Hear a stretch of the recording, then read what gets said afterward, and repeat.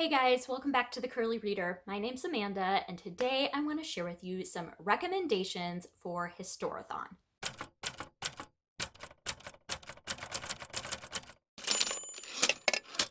So if you haven't already seen the announcement video, Angie at Science Mama and I are going to be hosting a historical fiction readathon during the entire month of February called Historathon.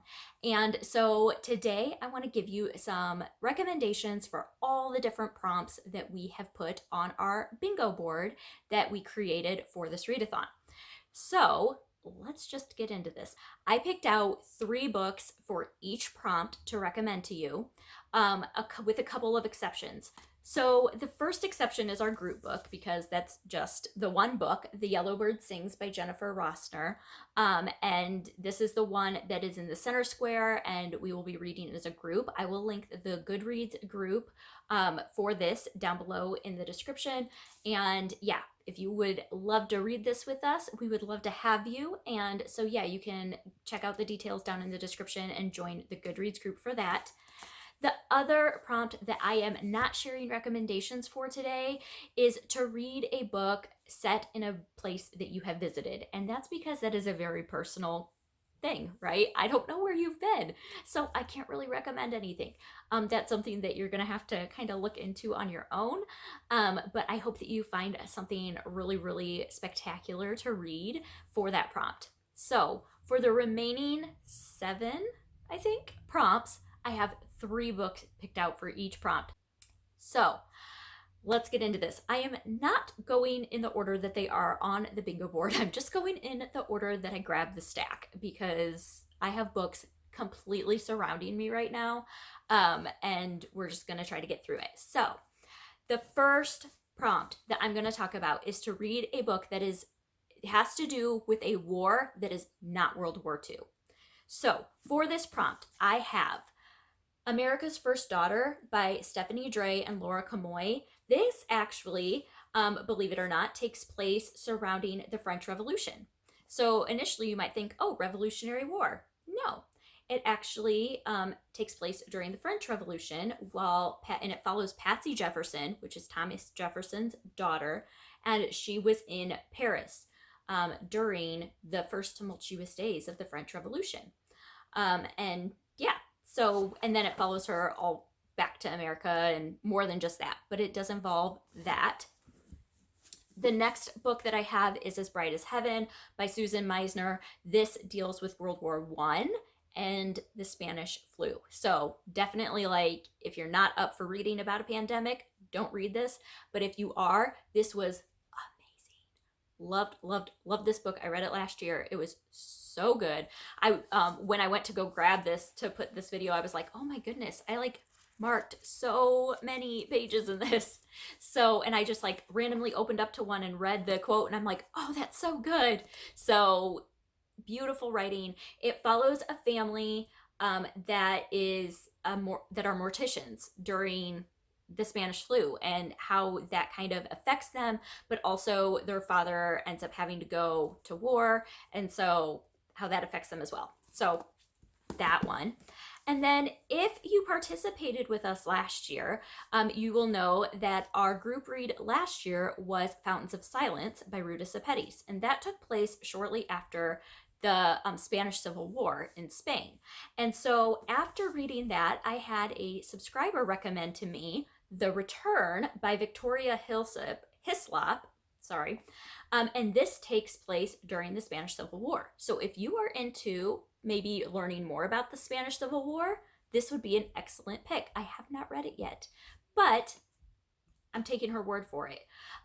It says Sonia knows nothing of Granada's shocking past, but ordering a simple cup of coffee in a quiet cafe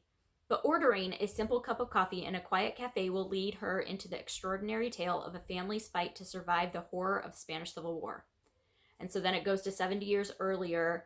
In the Ramirez family's cafe, Concha and Pablo's children relish an atmosphere of hope. Antonio is a serious young teacher, Ignacio a flamboyant matador, and Emilio a skilled musician. Their sister Mercedes is a spirited girl whose sole passion is dancing until she meets Javier and an obsessive love affair begins. But Spain is a country in turmoil in the heat of civil war. Everyone must take a side and choose whether to submit, to fight, or to attempt escape. So there's that if you're in for a book about the Spanish Civil War. All right, let's talk about books that do not have people on the cover. So the first one I have for this is The Baker's Secret by Stephen P. Kiernan. This takes place during World War II in Normandy, and it has to do with a woman who apprenticed for a Jewish baker. He ends up getting taken away, so she is running the bakery, and they're occupied, and so she gets extra flour every week, extra flour rations to supply bread for the troops. And she ends up taking that flour and stretching it and making like contraband bread that she gives to the villagers. And it says, under the cold, watchful eyes of armed soldiers, she builds a clandestine network of barter and trade that she and the villagers use to thwart their occupiers. But her gift to the village is more than these few crusty loaves. Emma gives the people a taste of hope and the faith that one day the Allies will arrive to save them. So that's an option for that one. All right, another one that doesn't have any people on the cover is Promise by Minrose Gwynn. This is set during the Great Depression in Tupelo, Mississippi, and it has to do with a tornado that destroyed their town. And it says, in the aftermath of a devastating tornado that rips through the town of Tupelo, Mississippi, at the height of the Great Depression, two women, worlds apart, one black, one white, one a great-grandmother, the other a teenager, fight for their family's survival in this lyrical and powerful novel. So if that sounds like something that you might be interested in, this would be a really good one for that. And then the last one that I have for this prompt is one of my all-time favorite books ever, and that is If You Don't Know the Words by Bianca Marais. This is set in the 1980s in South Africa during apartheid. And it follows a 10-year-old little white girl and I think she's 50-year-old black woman, and kind of how their paths cross, and it has to do a lot with race, and it's just phenomenal. Absolutely phenomenal. So check that one out for that prompt if you haven't read it, because it is so good. All right, next, let's talk about books that have people's names in the title. Oh my goodness, words are hard today. So first I have another book by Stephanie Dray and Laura Camoy, and that is My Dear Hamilton. I read this book this past year, and it follows Eliza Hamilton and her story, and it was so good. It is very detailed. It is long, but it is so worth it. And I felt like by the end, I had such a good understanding of kind of the relationship between Eliza and some of the other political figures, and some of the things that she went through and why she made the decisions that she did. It was so well done. So highly recommend that if you have not read that yet. Another option for this prompt is Victoria by Daisy Goodwin. This follows Queen Victoria, and yeah, just her life, I'm guessing. 18-year-old Alexandrina Victoria is roused from bed with the news that her uncle has died and she is now Queen of England. So there's that. And then the last one that I have for this option is Daisy Jones and the Six. This takes place in the 70s. Yeah, late 70s, early 80s. And it has to do with a band. It's completely fiction, but it's really good. Highly recommend checking this one out on audio. But it has to do with the band. They collaborate with Daisy Jones, who's a singer, and then everything falls apart, and it kind of follows why and each of the band members. It's told in an interview style, and so it definitely lends itself well to audio. So check this out on audio if you're looking for a good audiobook pick for that. Next, we have books by diverse authors. So the first one I have here is The Darkest Child by Dolores Phillips. It's set in 1958 in Georgia, and it has to do with a girl who is the darkest skinned among her siblings. But she's also really smart. And so I think it has to do with, she's been selected to be part of the first integrated high school. And so it's about that. So next I have The Downstairs Girl by Stacey Lee. This has to do, I don't know what time frame it's set in. I know it's historical fiction, but I don't know exactly when. Oh, 1980 Atlanta. So this is set like in the late 1900s in Georgia, I believe. Yeah, in Atlanta, and it has to do with a teenage girl who is a lady's maid for one of the wealthiest men in town, but she moonlights under a pseudonym as a newspaper advice columnist. And so she starts kind of challenging the fixed ideas of race and gender, but then she also gets backlash for that. And yeah, so that one sounded really good. All right, and then the last one that I have here is The Book of Negroes by Lawrence Hill. This is one that was turned into a TV series, I know.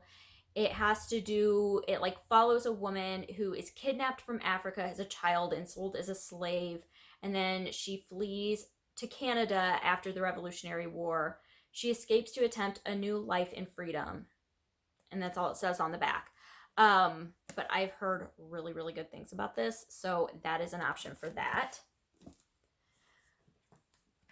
All right, the next prompt that I want to talk about is subgenres, so historical subgenres. So the first one that I have is historical romance, and that is The Duchess Deal by Tessa Dare. This is one that got a lot of attention this past year, a lot of attention. And I have attention. Yeah, I said that right. I have a couple of friends that read this and loved it. I am not a romance reader. I don't think I would love this, but if you are into romance, go for it. That's an option for you.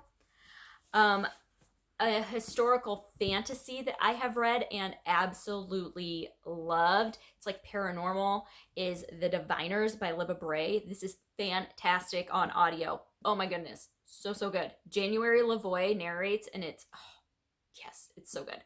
But this is the first in a 4-book series, and it is set in the 1920s New York. Flappers, the whole thing. And it has to do with Evie O'Neill, who has this gift where if she touches something, she can like sense things about that object. And so it also follows a few other people who have mysterious abilities, and they are trying to search for this serial killer. And so, yeah, it is so good. But that is definitely one to check out. And then the third one that I have is Kindred by Octavia Butler. This one, I got it from the library to show you, but the cover is not great. And so I like this cover better, so I'm putting it up here. But this one follows a woman who basically, she lives like in the 1970s, but then she is one day mysteriously transported back to Antebellum, Maryland, and encounters a little white boy and gets to talking to him, and they form this relationship, and then she's transported back to present day, and she keeps kind of going back and forth, and she doesn't know what's causing it. And so she's trying to figure out what's causing it, and also like what's going on with this boy. And it's so good. It's so good. So highly recommend this as a historical like fantasy if you have not read it yet. All right, next we have multi-generational books. So the first one I have for this is Homegoing by Yagasi. I cannot wait to read this book because Yagasi's other book was like one of my absolute favorite books I read last year, but I have not read this one yet. This one follows two different sisters starting in Ghana I don't know exactly when. It says it follows 300 years worth of history though, so it had to have been a while ago. But it follows two half-sisters, and one of them kind of becomes more affluent in Ghana, and the other one is basically sold into the slave trade and ends up in America. And so it follows these two sisters' families and what happens to them. The one in Ghana who's going through all the turmoil that's happening in Ghana, and the other one who becomes a slave, and the generations after her that also are slaves. And it, yeah, sounds fantastic. All right, another one that I had for this is Pachinko by Minjin Lee. This follows a Korean family in Japan, and it starts, let's see, in the early 1900s, and it follows multiple generations of this family. It kind of starts with an unplanned pregnancy, and then a minister offers to marry this woman and move her to Japan. And so she is raising her child in Japan, and just kind of the issues that come of that. So that is one for that. And then the last one I have for this is Roses by Leila Meacham. This is the first in a series, I believe, and it takes place in East Texas. I want to say around the Civil War, like around Civil War time. But it says it spans the 20th century, and it is the story of the powerful founding families of Hoboken, Texas, and how their histories remain intertwined over the span of 3 generations. And it has to do with a cotton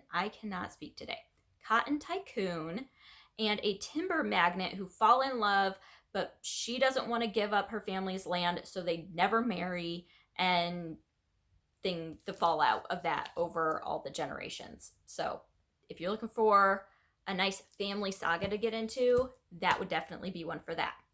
And then the last prompt that I have to talk about is books that are set in wintertime. So the first one I have for this is a brand new release that I don't have yet, and that is The Children's Blizzard by Melanie Benjamin. It just came out last week, I believe, but it follows the Children's Blizzard that took place in the Midwest in 1888. It was like this freak blizzard that a bunch of kids got caught up in because it happened right when the kids were getting out of school, and it was just really horrific. So she wrote a book about that. That would definitely be a really great pick for this. Another couple of books that I have here, though, I have The Bear and the Nightingale by Catherine Arden. This takes place in Russia, and it follows Vasilisa, who is a girl that lives in the Russian wilderness, and she has this like evil stepmother, and Vasilisa has the ability to like see the house spirits and just kind of the not native, but like the traditional folklore that Russia has around these house spirits. It talks a lot about that. But then there's also this like winter something that comes into play, and I've read this. It was really good, but I don't remember what the name of the like winter guy was. But it's like a frost demon basically that comes into play as well. And so you follow Vasilisa and kind of her struggling with her stepmother, who's really strict and really religious and like super like thinks she's possessed, and but then also her wanting to like stick to what her mother taught her, and it's really good. All right, that's one.